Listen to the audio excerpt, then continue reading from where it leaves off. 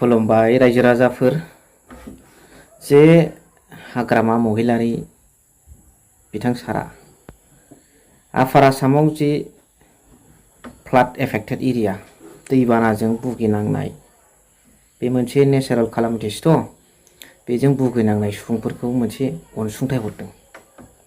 बेजों लोगोसे बिटिसि आव दिनैनि समाव गोबां बदनाम बरसि खालामनाय सिन्डिकेटनि खोथा, श्रीरामपुरनि खोथा आरो साख्रि थिसननायनि खोथा बेफोरखौ लानानै थुलमुल बाहाबै बिथां हाग्रामा महिलारि सारा माखासे खोथा बुंदों। रायजो राजाफ्रा बेनि गेजेरजों निस्सय क्लियार मोनसे पिक्चाराव फैगोन। जोबजासिम खोनासंनानै कमेन्ट हरबानो जाबाय। बहुत সিরিয়াস এজেন্ডা লৈ পেলাই আমি বহুত এজেন্ডা আমি আলোচনা কৰিছো। সব কথা আমি ডিসকাস কৰিব নোৱাৰে। ভালে আলোচনা হৈছে আৰু এনে আমাৰ হাইলাইট কৰিব লগাটো হ'ল যেনেবা আমি বিপিএফ দল হিচাপে এই সামাৰ ভেকেশনত আমি কোচিং কিছুমান ডিস্ট্ৰিক্ট ওয়াইজত কোচিং কেম্প খুলিছিলো ছাত্ৰ ছাত্ৰীসকলক লৈ।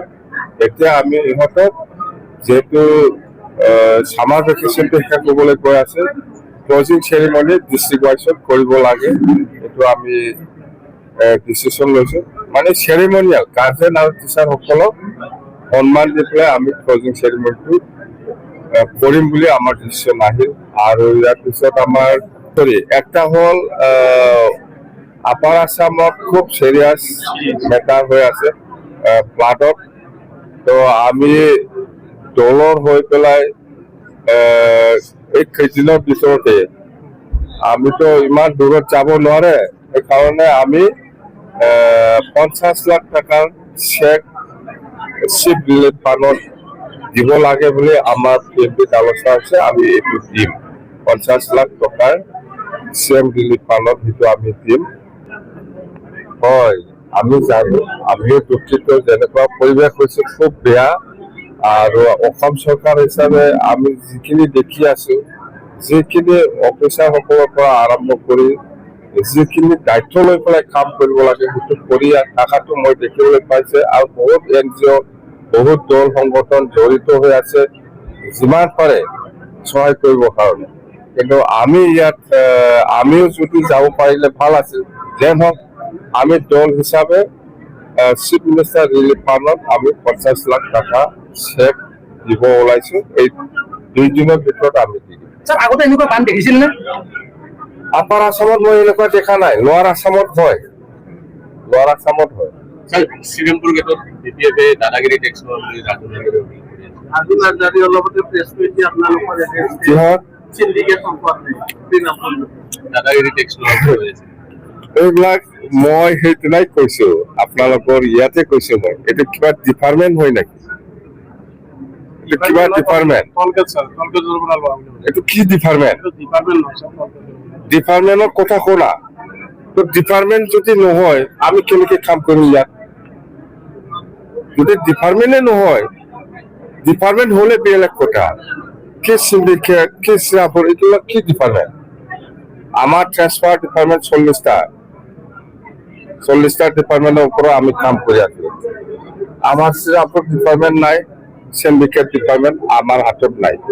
যদি থাকিলে হয়, কৰিলে হয়। আমাৰ হাতত ট্ৰেন্সফাৰে নহয়, কোনে চলাই আছে? যিসকলে অসম চৰকাৰ চলাই আছে না কোন চলাই আছে মই নাজানো। কিন্তু শ্ৰীৰামপুৰ ডিপাৰ্টমেণ্ট নাই, সিন্ডিকেট ডিপাৰ্টমেণ্ট মই দেখিবলৈ পোৱা নাই। যদি থাকিলে হয় মই ক'ব পাৰিলে হয়। ইণ্ডাষ্ট্ৰী আছে ইয়াত, আপুনি চাকৰি দিব পাৰিব? কি ইণ্ডাষ্ট্ৰী আছে ইয়াত? বিটিচিত সব মানুহে চাকৰি নাপায়।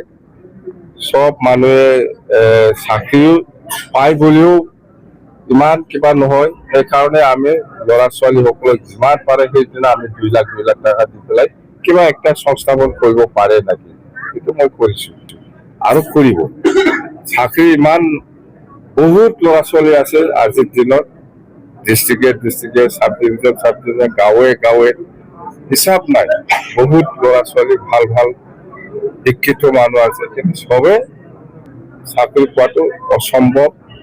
এইটো চবে বুজি পায় সেইকাৰণে আমি সেইবিলাক কিবা একটা দি পেলাই কিবা একটা কামত লগাব পাৰে লাগে সেইকাৰণে আমি সেইদিনা 2 লাখ টকা দিয়া আপোনাৰ ডিপাৰ্টমেণ্ট নহয় কি ডিপাৰ্টমেণ্ট এইটো কিবা ডিপাৰ্টমেণ্ট হয় নেকি ডিপাৰ্টমেণ্ট থাকিলে মই কৰিলে হয় কি শ্ৰীৰামপুৰ গেট কি সিন্ডিকেট এইটো কি ডিপাৰ্টমেণ্ট হয় আপনাৰো ডিপাৰ্টমেণ্ট মোক দিয়কচোন যদি ডিপাৰ্টমেণ্টে হয় মোক দিয়ক তেতিয়া মই চলাম সমাপ্ত হৈ আছে চবটো কৰি আছে কোনোবাটো নকল হায়াৰ ছেকেণ্ডাৰী BA পাছ হ'ব লাগে হায়াৰ ছেকেণ্ডাৰী মানুহে চাকৰি দিছে এইটো নকল নহয় তেতিয়ালৈকে বাতিল কৰিব চাগে নাই কমপ্লিটে আহিছে প্ৰায় ফাইলটো মোৰ তাত আহিছে বোধে এই কেইদিনতে আহিব কিমানমান বিষয়া ইয়াত নাই এইটো ফাইল আহিলেহে গম পাব মই তোমাৰ য'ত গ্ৰেজুৱেট লাগে ইয়াতে ইণ্টাৰমিডিয়েট মানুহক BA পাছ বুলি চাকৰি দিছে এইবিলাক আমি চালি চাব লগা নাই এইবিলাক বাতিল কৰিব ছাৰ এইটোতো 100% হ'ব একশ্যন কেনেকুৱা হ'ব বিজেপি চৰকাৰৰ কি একশ্যন একশ্যন কেনেকুৱা লাগে মাৰা একশ্যন লাগে না খোৱা একশ্যন লাগে আপোনাক thank you So thank you very much for watching. Love you.